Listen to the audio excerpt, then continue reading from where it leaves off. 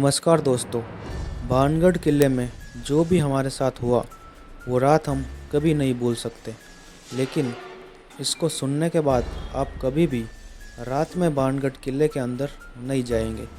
सबसे रिक्वेस्ट है, अगर जाना भी हो तो दिन के 5 बजे से पहले जा सकते हैं। शुरू करते हैं कहानी भानगढ़ फोर्ट और 3 दोस्तों की। हम 3 दोस्तों ने मिलकर प्लान बनाया कि चलो भानगढ़ किले को देखने चलते हैं। लेकिन हमें नहीं पता था कि भानगढ़ किले में हमारे पीछे आत्मा पड़ जाएगी। हम जयपुर से 1 बजे निकल गए थे। हमें पहुंचने में 2 घंटे लगे। थोड़ा रास्ते में चाय नाश्ता किया और हमारे पास कार थी तो बस की कोई टेंशन नहीं थी।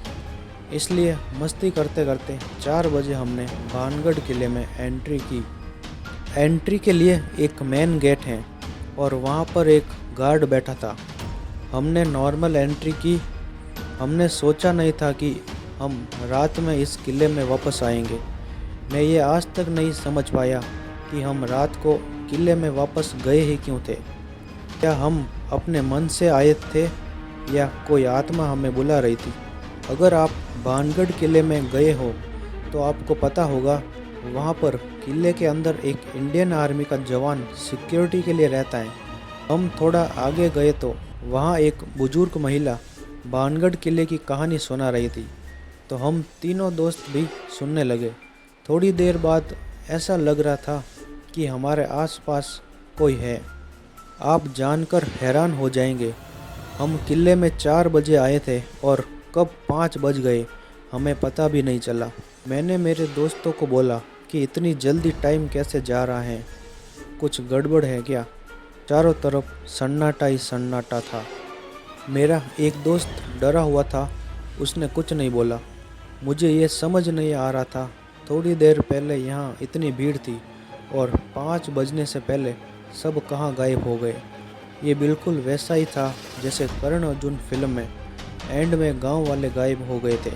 और जैसे ही 5 बजे आर्मी वाले ने हम तीनों दोस्तों से बोला, चलो अब टाइम हो गया, अब अपने घर जाओ। मेरा एक दोस्त डरा हुआ था और दूसरे दोस्त ने बोला कि मुझे रानी रत्नावती की आत्मा देखनी है। तो मैंने मजाक में बोला, पिछले जन्म में तांत्रिक था क्या जो तुझे आत्मा देखनी है। ये सुनकर दोस्त ने कुछ नहीं बोला। चारों तरफ सन्नाटा छाया हुआ था और मैं तो डर के माहौल में था। फिर मैंने बोला कि अब घर जाना सही रहेगा। लेकिन दूसरे वाला दोस्त बोल रहा है, हम रात को वापस किले में आएंगे। मैंने बोला, कहानी सुनकर तुझे डर नहीं लगा क्या, अब घर चलते हैं। उसने उस टाइम तो हाँ बोल दिया था कि घर चलते हैं। फिर हम गाड़ी के पास गए और हमारे बैग में खाना, नमकीन और मिठाई थी, तो हमने सोचा खाना खा लेते हैं। हमने गाड़ी में बैठकर खाना खाया। एक बात मुझे समझ नहीं आ रही थी कि टाइम इतनी तेज़ी से क्यों गुजर रहा है। थोड़ी देर हमने आराम किया और फिर मैंने अपने फ़ोन में टाइम देखा तो 7:21 हो रहे थे। ये देखकर मेरा दिमाग ख़राब हो गया। मैंने बोला, अब यहाँ से जाने में हम तीनों की भलाई है। लेकिन मेरा एक दोस्त जिद पकड़ कर बैठ गया कि मुझे आज रात किले में जाकर आत्मा देखनी है।